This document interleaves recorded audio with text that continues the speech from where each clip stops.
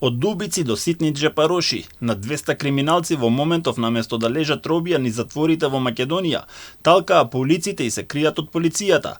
Сите мистериозно исчезнале, избегале или намерно биле пуштени само во последните 2 години од владеењето на минатата власт на СДСМ и ДУИ. За експертите овој податок кој го обелодени министерот Тошковски е загрижувачки и представува огромен безбедносен ризик за државата.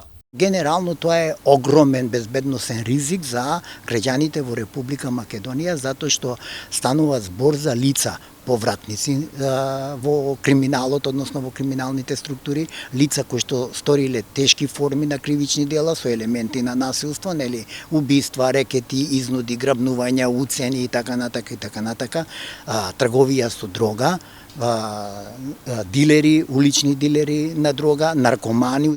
Како и зошто овие луѓе не се во затвор, за сега нема детали, но се води истрага. Првиот човек на полицијата Тошковски вели дека се подготвува оперативен план овие криминалци да бидат што побрзо вратени за дрешетки. За тоа како се случило толку осуденици да бидат на слобода, Ѓурчевски се сомнева дека биле намерно пуштани, зашто говори податокот дека претходниот министер воопшто не распишувал локални потерници, односно никој не ги барал. Дел од нив дури биле заштитени од мокни политички и владини структури. Мислам дека тој висок степен на искриминализираност во владеењето на претходната влада составена од СДС и од ДУИ, мислам дека доведе до една ситуација да сега ние грчевито треба да се бориме и да се работи за да се врати, прво да се врати нивото на безбедност на нулта точка.